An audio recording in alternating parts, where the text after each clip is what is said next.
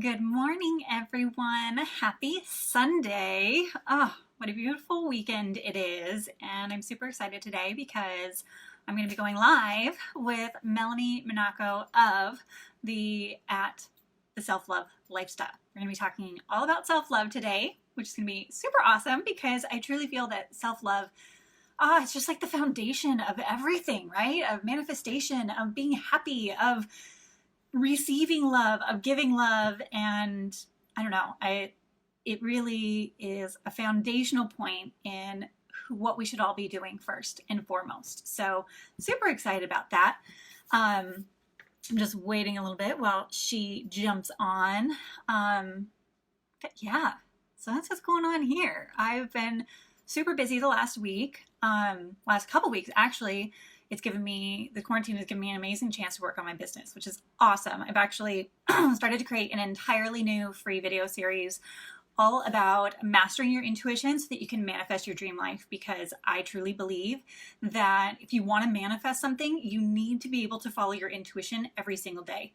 You don't know what next step to take or what to do if you're not following your intuition. And so that's what's really exciting about this is you're going to learn how to do the practices that I do so that you can start to grow your intuition and start to master that so that you're not confused every day on what the next step is and what you're going to do next. And it makes life so much easier when you're really living in the divine, right? When you're living in a space where you're super connected and you're able to open yourself up to receiving information and guidance from divine energy, from God, from your angels, from your spirit guides, from your higher self, however that comes through. Because a lot of people can say that it's any one of those things or all of those things that are coming through when it's your intuition. So if you're looking for more divine guidance in your life every single day, whenever you ask for it, whenever you're looking for it, and how to understand how to receive that guidance,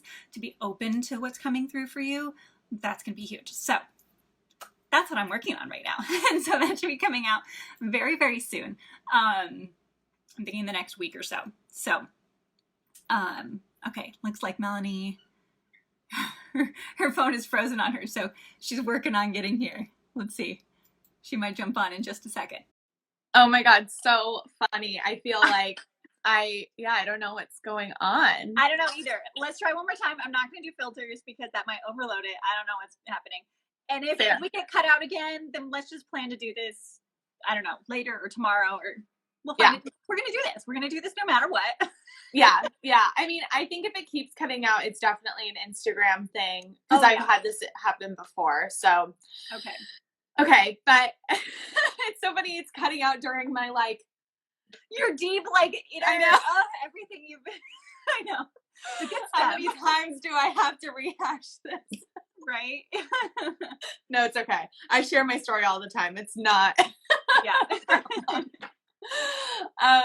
yeah, okay. So long story short, I grew up like Natalie in Southern California in the 90s. So much pressure on all of us to look a certain way, and growing up in a society where the society wants you to believe that your worth is directly related to your weight. It was so challenging for me because my caregivers and just some external influences really made me feel like I was less than starting at 8 years old. When of course, hormones haven't even fully developed yet. It's baby fat was there, and that meant that there was something wrong with me, when in fact, I believe looking back on it, it just was a combination of, the lineage of my family's belief systems about their bodies manifesting in me, and my relationship to food then being, already strained by 8 years old. And, being a dancer and I grew up so fast. I was so much taller than the other girls in my class always. And I just felt big. I just felt like I was taking up so much space, and that wasn't okay. And then it culminated in high school with full-blown disordered eating. And I was actually on a Kundalini yoga retreat with my mom. And the goal for me was to lose weight. And I wasn't dropping a pound, of course, because that's not what Kundalini yoga is for. Kundalini yoga is like for you to connect to the divine. It's not about weight loss. And so then I remember having a breakthrough moment doing the ego eradicator, of course, which is so magical when I look back on it. And I was like, I am so tired of hating my body. I'm so tired of pushing against my body and feeling obsessed with it and feeling overwhelmed by it. And I decided then that I would try to love myself. I was like, you can either hate your body or you can love your body, and which one's easier? And then, I mean, it really took like another bunch of years. The next turning point, I mean, I then got my yoga teacher training and other certifications and did energy healing and really worked on my relationship with myself, but there was still so much lingering still there. And the final turning point was when my now husband proposed to me on the beach and I was in a bikini. And I was like self-conscious rather than being overwhelmed and excited. I mean, I was both. I was both, but I didn't want to feel self-conscious while being proposed to. So then in the months leading up to my wedding, I was like, okay, I'm going to completely remove my sense of worth from my weight. Like that was my number one goal with my wellness. And through that process, my body changed. I feel like it had been holding on to so much stress and tension. And so my body changed as my mind changed, and I learned how to become an intuitive eater. And rather than letting food control me, I felt like I was able to finally look at it from a place of real nourishment, whether that was nourishing my body or nourishing my soul. And that's when I really went deep on intuitive eating and the nutrition aspect of it and learning how to listen to my body and respond with care. So I think it was after that I was like, okay, I feel like I'm now ready to help other people do this, because I'd been working in the wellness world for a while and I just kept having women come up to me after yoga class being like, showing me their like arms and being like, can you help me get rid of this? And like, jiggling their fat and their belly. And I was just like, why do you like, no, like that, let's not talk about it that way. Mm-hmm. Like, how can we learn to embrace and love that? And so then that was really my mission was then, okay, I was able, though it took some time to get from like being 8 years old and really feeling so unworthy and so less than. And now, 20 years later, I'm like, okay, I love myself unconditionally. And when I was able to early on in my coaching practice distill down what I did to get from point A to point B, I put it into steps and I started working with clients through those steps, utilizing the different practices from the certifications that I have. And then the self-love lifestyle was born. And it's been amazing to see the transformation that these women go through, because it doesn't take them 20 years or a decade or whatever. It's a matter of months. And of course it's a lifelong journey. Learning how to love yourself is really a lifelong journey, but it's so much easier and quicker when you have a guide to help you get there. And now we have so much more language about how we can relate to our bodies and how we can really use our minds and our emotional state to change the way we treat our physical body. And it's so interconnected. And so, and now I train self-love coaches, because there wasn't a self-love coach certification out there when I knew that was the work I wanted to do. And instead I gathered a ton of other certifications, and I kept having people book coaching calls with me, rather than wanting me to coach them through their self-love journey, they were like, oh, I want to do what you do. How do you do that? And I was like, well, here's the list. Like the $20,000 you have to spend on all the certifications.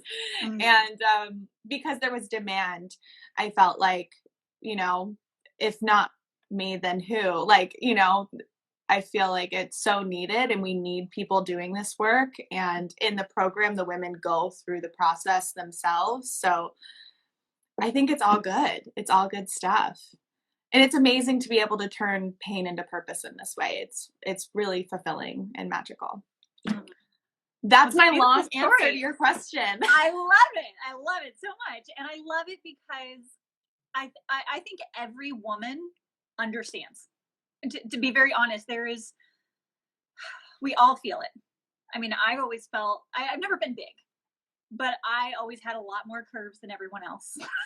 I was like a D cup when I was 13, 14. And like, it's just, we just have these curves and you either become embarrassed about it and you try to hide it, or you show it and you think that's your power. Or you just have all these like weird things, there's so much pressure to be a certain way. And I feel like even now, I'm 35 and I still, sometimes want to like edit things out on pictures because I'm like, oh, I don't want that. I don't want this. And it's almost like there's always more layers.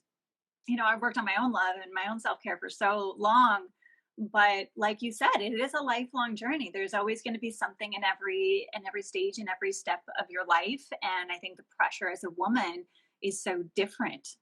There's just all these expectations to look a certain way, to be a certain way, to look younger than you are, or when you're young, you want to look older than you are. There's just all these things. Like we always want to be something like different than we are.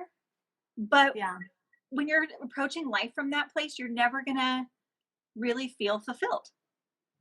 But when you shift and do the work that you're doing, like that's really the foundation of happiness, of joy, of living a fulfilling life and being in your divine purpose. So I love that you've taken something that was such a big struggle for you and flipped it around and you're helping other people. I mean, that's what all of us do as coaches, right? Like we take like everything, like the big lessons and milestones we've learned in our lives, and what took us 10 or 15 years, we can pack it down and get people transformations within a few months. And I feel like that's what I do with my work. That's what you do with your work. And it's a really beautiful thing. So what are some of the things that we can all start doing, whether it's mindset shifts or practices that you have on a daily or weekly basis, so that we can start creating? How do we make that shift for ourselves if we're not feeling good in our own bodies? If there are things we're shaming ourselves about or wishing we could change, how do we make that shift? Yeah. I really think that, I know in my personal experience, it's not just a thinking thing, it's a knowing, that it really has to start with the way you talk to yourself. So the way that the brain works, we have something come at us, some external stimulus, or maybe even an internal thought, and then we respond to it. And that's where the shift needs to happen. You can't control the things around you, at least not very much.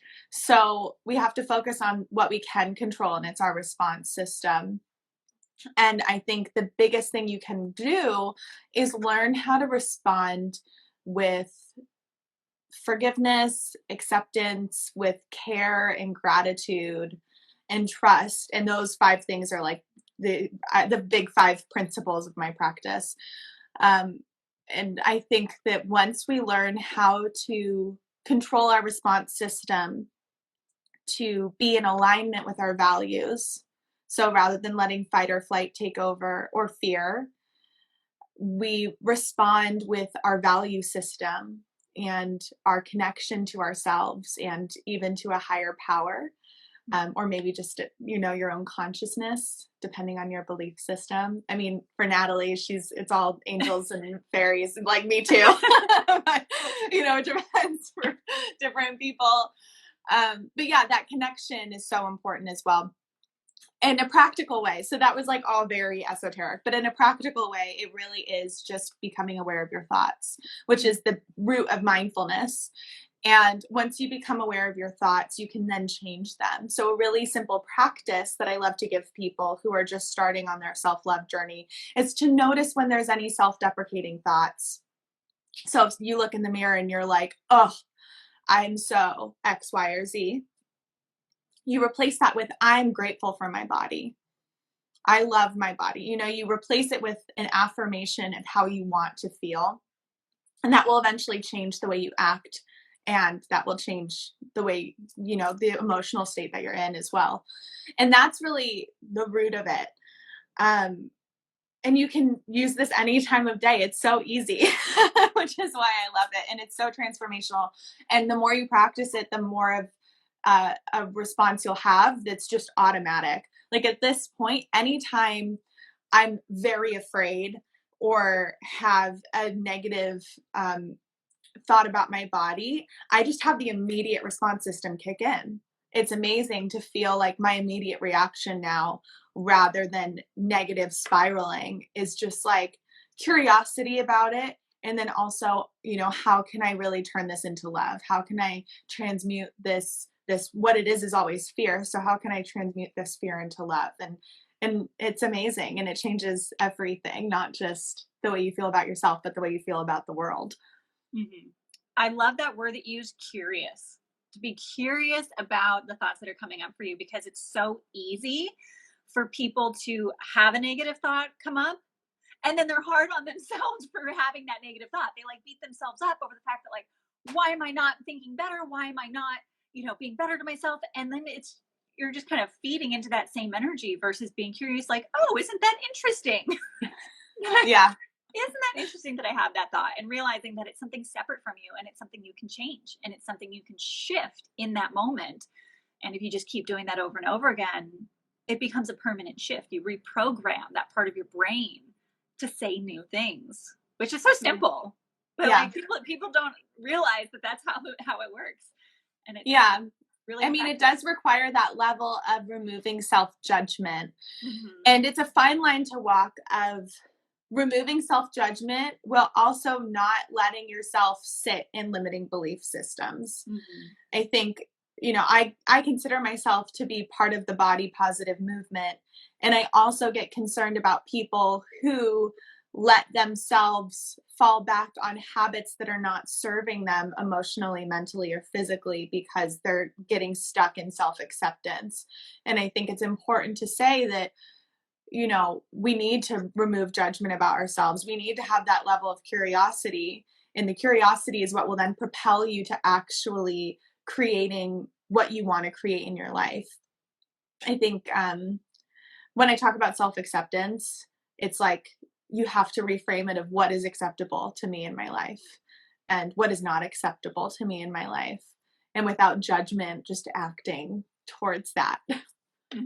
Yeah, I think creating those boundaries for yourself, which often we just don't do. We unconsciously just go about our business. But when you make a decision and you're like, I'm going to allow these things in, and I'm not going to allow these things to keep happening, that's when the big shifts happen. That's when we start to become a new person and really master whatever we're trying to work on, the self-love concept. Yeah. So tell me a little bit about the intuitive eating part. I feel like I'm kind of an intuitive eater, I'm assuming, but I'd like to hear your take on it. Like, I'm hungry, I listen to my body, I do all of that, which is probably why I've always maintained, a small window of weight. But what is intuitive eating for you? How do you teach people about that, and what does that really mean? Yeah, so intuitive eating actually was coined by Elise Reich and Evelyn Tribole. They wrote a book called Intuitive Eating in the 90s. And they teach a step-by-step protocol that helps people to change their relationship with food. And their protocol is really rooted in cognitive behavioral therapy and mindfulness and all of those good things. It also they're both dietitians and nutritionists. So I think there's another element of knowing that we, even in the intuitive eating, we have to still honor our body's nutritional needs, which I think is really beautiful. The way that I approach it, and I was trained by Evelyn Tribole, and the way I approach it is I partner it with, all my other, all my other belief systems and skills and practices. And so it transforms a little bit, I think, with each practitioner and each person who practices the protocol. At the root, it really is about fancy word here, interoceptive awareness. Ooh, I like it. Yeah. Interoceptive awareness is what it sounds like. It's being aware of what's happening within and learning how to listen to your body, but not only listen to your body, but respond with care. When I talk about interoceptive awareness, I like to talk about it not in relationship to food at the beginning. It's really like, I'm tired. I'm going to sleep. You know, I'm thirsty. I'm going to have some water. I have a headache. I'm going to do something about that. You know, it's listening to the body and then taking action on that. Now, what gets tripped up with food is that we have a very emotional relationship to food because it's how our species survives, right? We have all these happy hormones that kick in when we eat food, and we experience pleasure, and that keeps us eating food so that we stay alive. Mm-hmm. The problem is that if you're younger, or I mean at any time in your life, if somebody relies too heavily on the pleasure that occurs when eating, then that can become a coping mechanism. And then food becomes a coping mechanism. And rather than tapping into interoceptive awareness, we will just eat, you know, for our pleasure rather than for our nourishment. There needs to be both. It needs to be a balance. And so when I talk about food, I don't talk about food as being good and bad. I talk about food as nourishing the body and nourishing the soul. And opening up the definition of what it means to nourish yourself with food and all of the amazing food we have access to at this point in time in history. It's incredible. But opening that up, I think, allows for so much more freedom to nourish yourself on all levels without guilt, you know. And then the more that people follow the intuitive eating protocol and the way that I teach it, we talk about understanding what kind of food the body thrives on. I believe in bio-individuality, which means that every body is unique.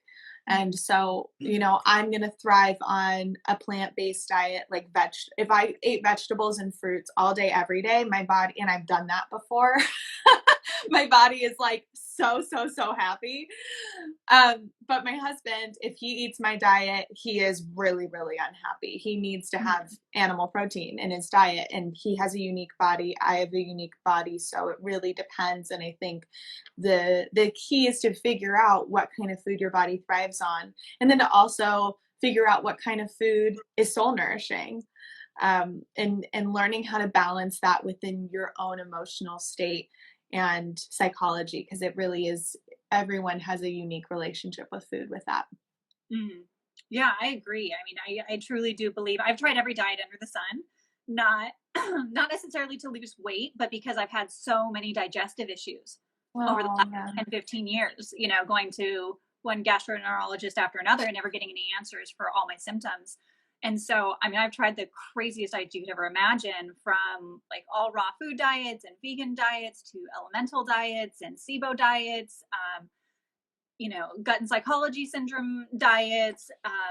In the last year, I started doing more of the medical medium diet stuff. So 2 things. One, do you have any recommendations for people like me that have a lot of digestive issues, a lot of bloating, a lot of stomach pains, constipation, diarrhea, digestive, like nausea issues that are related to migraines? Like, is there a general rule, or is it, again, like you kind of have to figure it out on an individual basis? So the one thing I recommend everybody do, even if you don't have gut, you know, discomfort, is to become really curious about what you're eating. And you've probably already done this, Natalie, but I'll say this because I think it's a really important place to start, is to not track what you're eating out of like being obsessive over your food, but to write down what you eat and then check in with yourself 20 minutes later, and not just ask, how is my gut feeling, but how am I feeling physically, emotionally, mentally, and spiritually? It has to be all 4 of those things. Writing that down, and then another 2 hours after that, or another hour and a half after that. So it's 2 hours, 20 minutes, and then 2 hours from the eating point.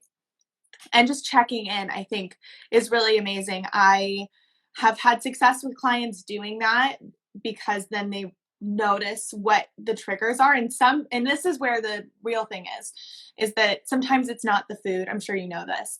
Oh, yeah. It's totally other unrelated food things. Mm-hmm. The gut is the second brain, and whatever we don't digest emotionally, the gut's going to digest for us.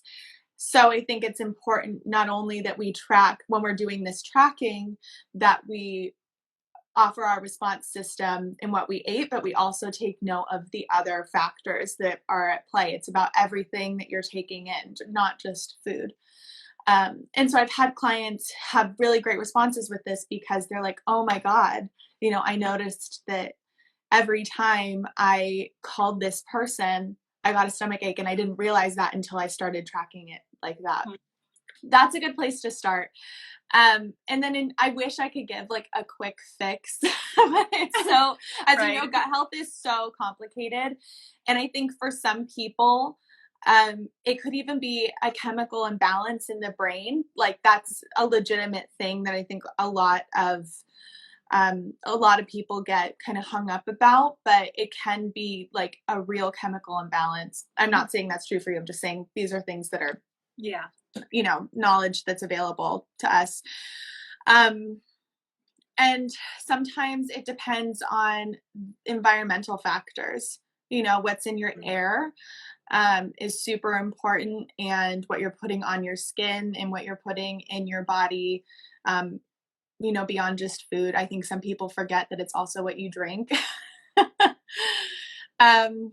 Yeah, everybody is different. As I said, I believe in bio-individuality. So the best advice I have is to become very aware of what you're putting in, whether that's, what you're watching, what you're hearing, what you're touching and feeling, what you're thinking about, and what you're eating. That being said, I do want to say that people should always go to a medical doctor. And I'm not a doctor, and I don't claim to be, though I've been to nutrition school. But it's really important that when people are experiencing severe issues, that they work with licensed professionals as well. Mm-hmm. Definitely. And then there was one other thing you mentioned earlier about nourishing with like soul food or foods that Nourish your soul. What does that mean? What is the definition of that? I was like, wow, it sparked this light bulb. I'm like, ooh, that sounds really exciting, and I don't know what that means. So Yeah. what is that? Yeah, so I think that when we talk about body and soul nourishing food, I like to describe it as body nourishing foods are the foods that make you feel energized, the foods that make you feel really vibrant and make you feel healthy. It's like when you eat, and it sometimes is not just the food itself, it's the quality of the food and the quantity of the food, the way it's prepared, who it's prepared by, all of that kind of stuff comes into play. So discovering how to nourish your body based on your unique needs is important. That's the body nourishing foods.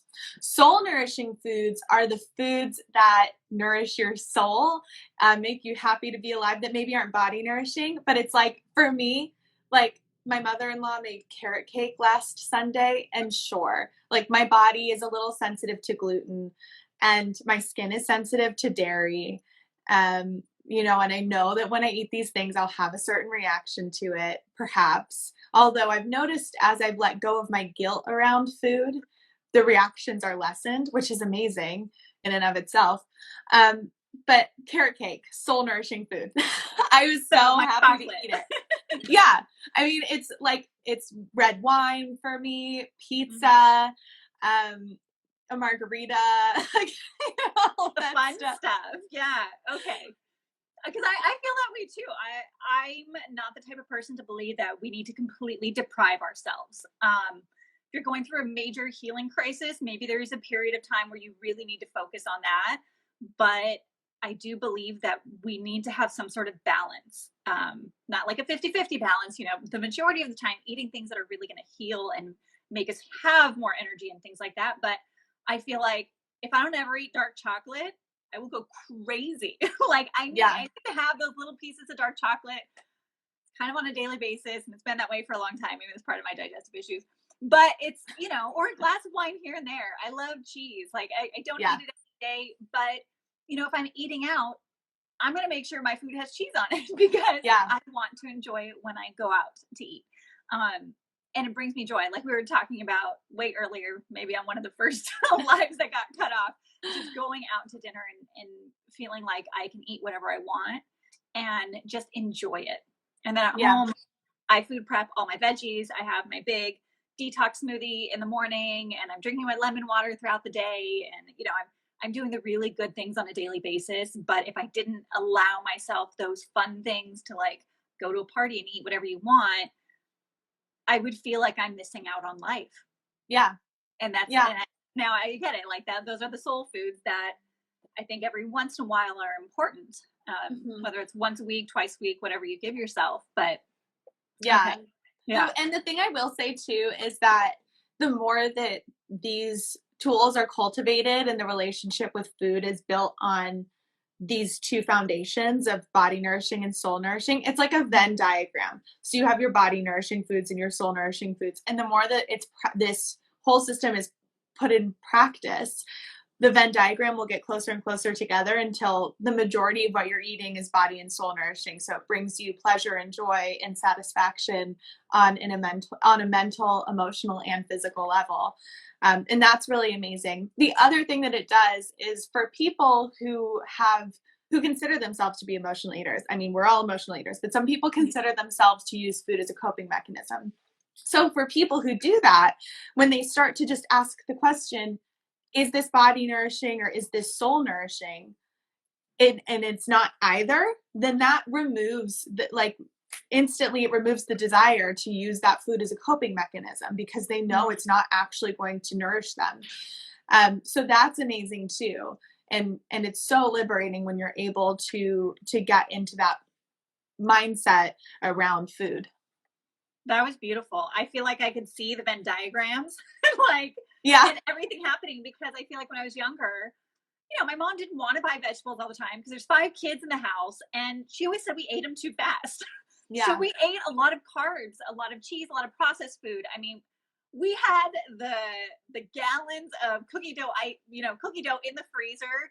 We had like the big gallons of ice cream. We were always going and eating everything chocolate and sugar, and I just feel like that's what I grew up on. And then when I moved out of the house, I was like, oh, I can eat well. And I started eating more vegetables, making salads. And in the last 15 years, my Venn diagrams, they really have started to collide. And now I love my smoothies in the morning. I love getting all my microgreens and my wild blueberries. And it feels so good when I start my day with that heavy metal detox smoothie. I feel good. Not only do I feel good, but I feel more energized. I have more mental clarity throughout the day. So I really do enjoy like mass producing all my vegetables, food prepping twice a week, like big trays and trays of veggies, and just having that because it covers both. It is both body nourishing and soul nourishing. And I think the more you start to eat that way, and like a lot of the healthy food does become soul nourishing. You start to crave it and you love it because you feel the difference in how much clearer of a channel you are for life, for love, for energy, for everything else that you do. So thank you for that visual. Yeah, I agree. Like if I were to be stuck on a desert island, I feel like so often people are like, what kind of food would you take with you if you were stuck on a desert island? And like, yes, part of me would say dark chocolate, but I think it would be like, can I just bring like my like a whole vegetable garden with me? You know? I think mine is still a grilled cheese sandwich, but that's okay. Yeah. I mean, it's like, it's obviously different for everyone, but the point is that when you start to feel so good because of the food you're eating, it will become soul nourishing. And so Wednesday is Earth Day, and I was just talking to my husband and mother-in-law, and I was like, so what are we going to do for Earth Day? It's my favorite day of the year. And they were like, well, we got to do something with plants, and we're going to go buy some vegetables some vegetable plants for my vegetable garden, and then we're going to go to a farm. And to me, this is the perfect day. Like just like, you know, cultivating like organic fresh food and being outside. That sounds amazing. I know, I'm very excited. I don't know. Did you ever meet my younger sister, Mary? I think so. Yeah.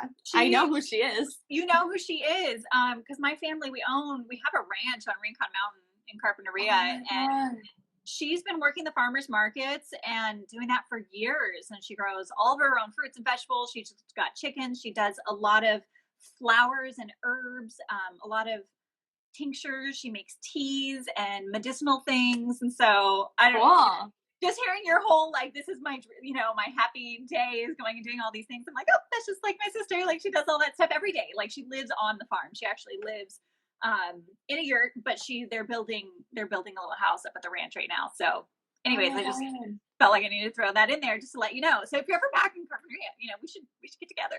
Yeah. I mean, I go back all the time. Not right now, but I was there last month. Quarantine's up. Yeah. Yeah. But yeah, I mean, that's a beautiful, wonderful day. I mean, I love all this stuff. So thank you so much for today. And I'm so glad we finally got the live to work. I know. Out on us. It might have been the filters or something. Who knows? Maybe. But this has been such a great conversation. All the advice you've given on how to make those mindset shifts for loving yourself more. And then the intuitive eating. This has been very eye-opening for me too, because I've never been trained in intuitive eating. And so the concepts that you brought forth, I think are super powerful.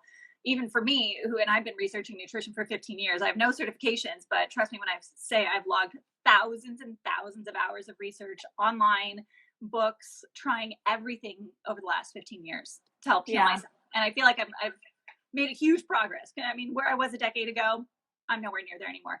So life is good. But I really love the concepts you brought forth.